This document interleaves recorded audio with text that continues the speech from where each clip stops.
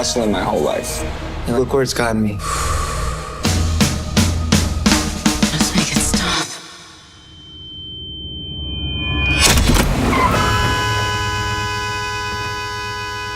What is your problem? What?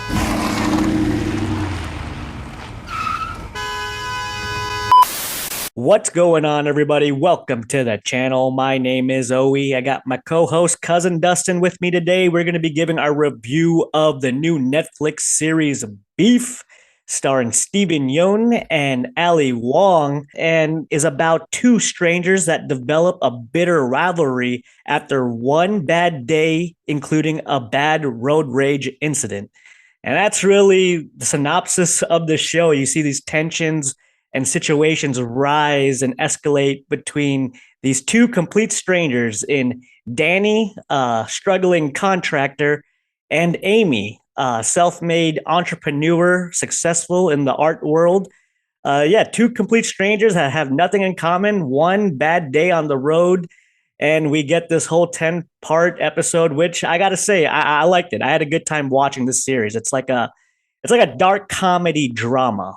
That's how I describe this show. Like a little bit of thriller in there. Like there's a lot of dark, tense situations, but definitely the dialogue and the characters kept me invested in wanting to know more. And like it never got too serious until the very end, where it kind of turned into a freaking Tarantino movie situation. But other than that, yeah, I had a damn good time with this series and characters. Dustin, what's your overall thoughts on Beef on Netflix? Beef was cool. Beef was cool, especially like I guess weeks and weeks of going to the theater and looking at blockbusters and stuff like that. This was really cool. I like shows. You know, I like shows, so I do like the series. It wasn't like hour-long episodes, so that was a good thing. That was a plus. It was easy to consume, easy to consume. Very easy to consume. I know you're a big fan of Steven Yeun because you're a fan of The Walking Dead. I don't really watch The Walking Dead a lot, but I don't know of him. I do know Ali Wong a little bit more. I liked her in couple of her stand-ups, her movie Always Be My Maybe. That was pretty cool on Netflix as well. A great cast. It was an all-Asian cast. And you were mentioning that it was this production company, A24. A24. I'm starting to become a fan of A24 Productions. This was a great production by them. They make great-looking movies with unconventional stories. That's what I appreciate about A24. Like this story is like, I mean, it culminates from everything like in the show culminates from one incident, and that's a road rage incident. This is for the ones that do know. If you know, you know the Chappelle Show. Chappelle Show had a skit, which is called "When Keeping It Real Goes Wrong." Do you remember that skit? I do remember that skit. And it was basically it's based on two people who could have let things go, but decided to keep it real. And it just goes, to the shits with them. And this is basically a 10-episode elongated of that skit. They kept it. They could have just let it go. It was a bunch of, just a road rage, like you said. And instead, they decided to keep it real, and all hell breaks loose in their lives.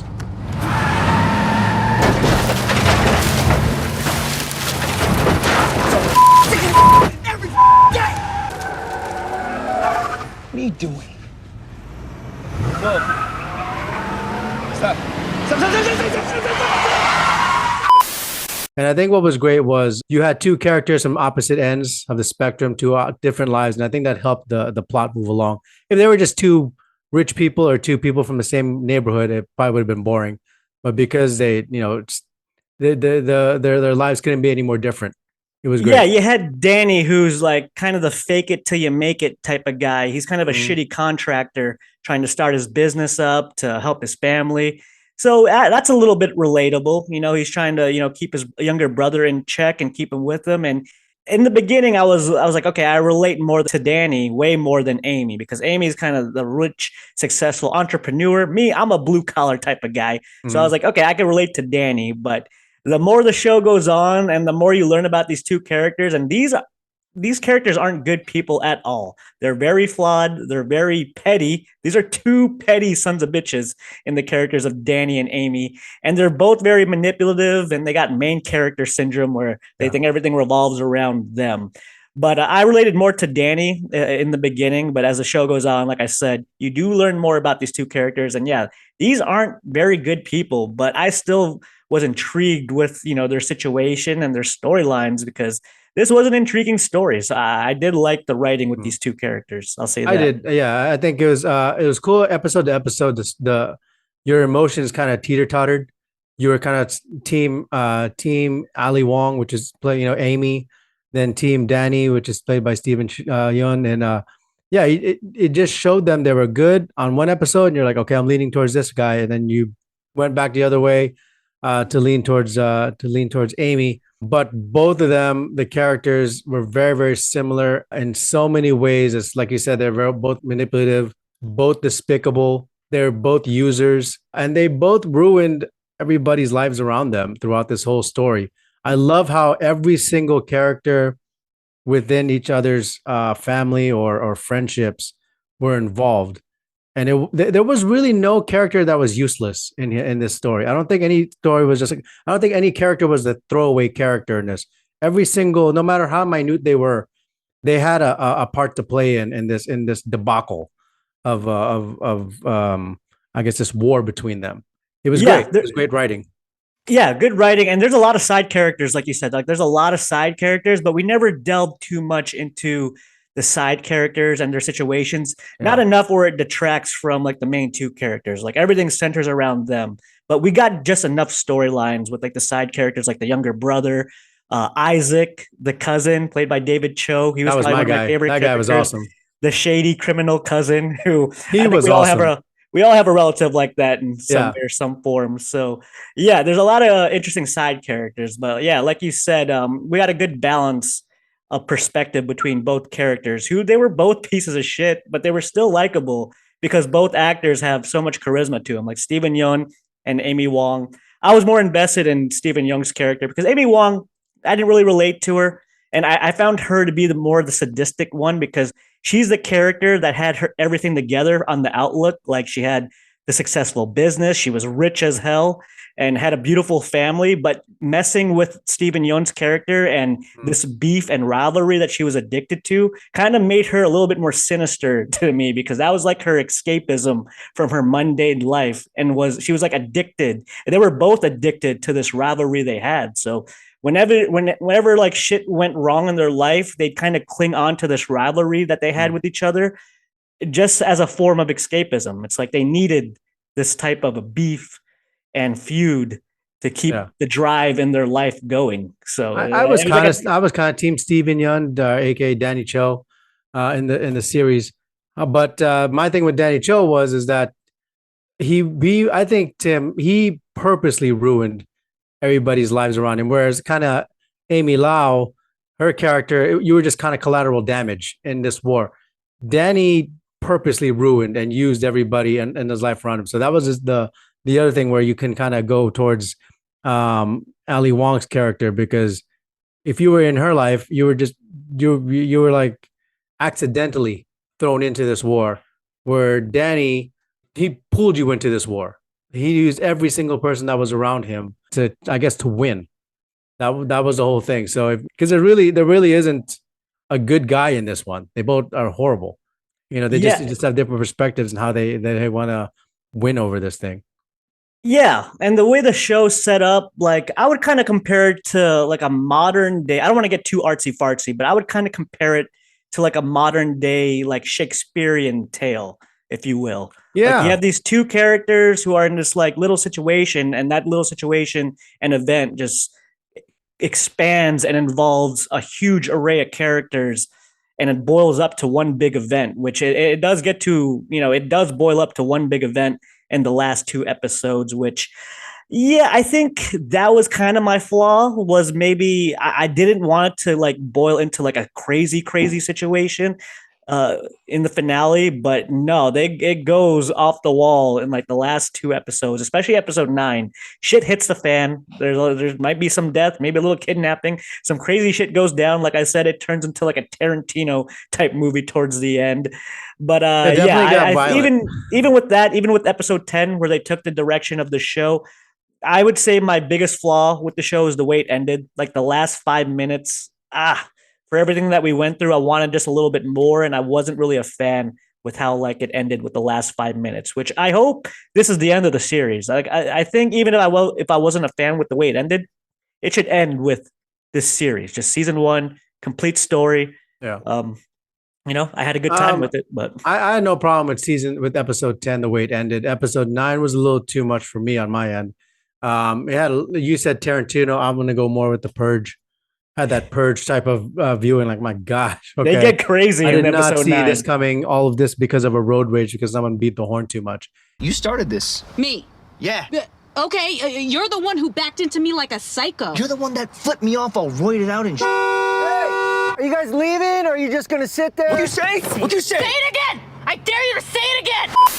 Like I said, these are two scummy people. Like they're just so petty and they're so angry. It's like, yeah, if we just talked about things to anyone, really, just let your feelings go once, and maybe you could get some clarity in your life. So, yeah, this is a good testament to show like how much anger that you hold inside yourself could just, be toxic to yourself and everyone you bring into your life. That's kind of like the moral story of Beef, which yeah, when it comes to road rage, I'd say I'm kind of a pussy when it comes to road rage. Like I've always held this mentality from the Batman, the Killing Joke comic, where Joker pretty much tells the Batman, like, you're one bad day away from being me. Like one bad day can turn the sanest man into lunacy. And that always stuck with me. That's why I'm always careful with who I mess with or start beef with. Like I'm like, man, I don't know what this son of a bitch is going through. They might Yeah, be on their last ends. That's So- me.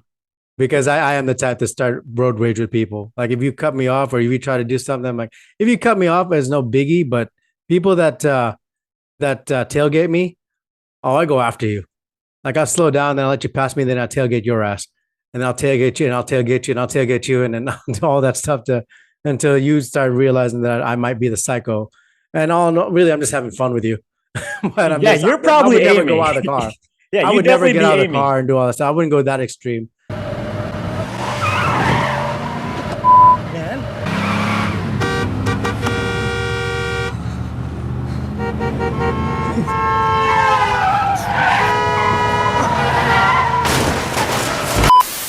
I think it's a very interesting show. And I don't know if it's going to be for everyone, but just seeing the perspective of these people and the way this feud and toxic relationship formed, I was intrigued.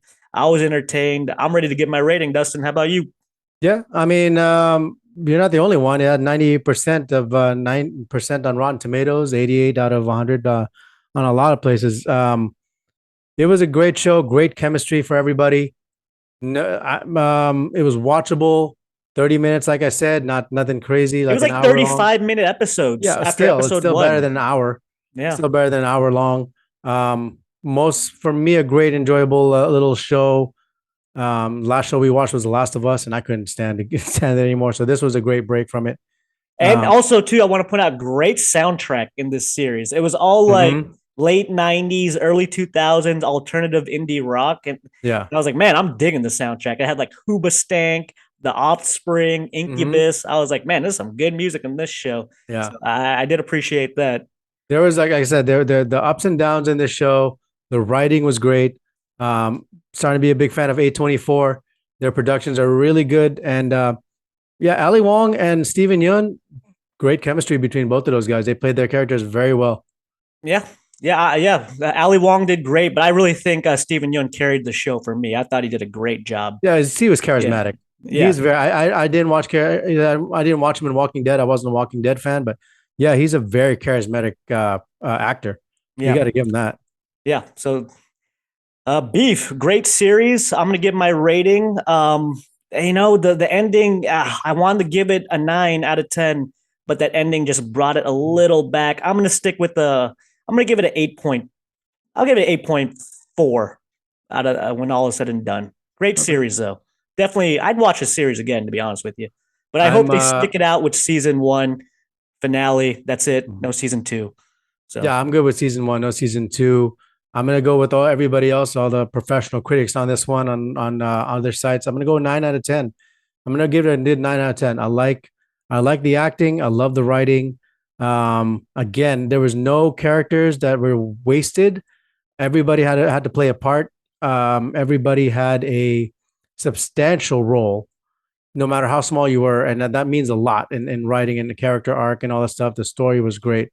The flashbacks were minimum. Episode 9 became the Purge. But Well, other than that, episode 8, you also had a good insight into their past. yeah, Episode 8 that was the a only pretty good flashback too. episode. You kind of got to see where they come from. Yeah. But I'll give it that. But other than that, if you know Dave Chappelle, when keeping it real goes wrong, this is a good show. It was a great skit on the Chappelle show. This is a great show.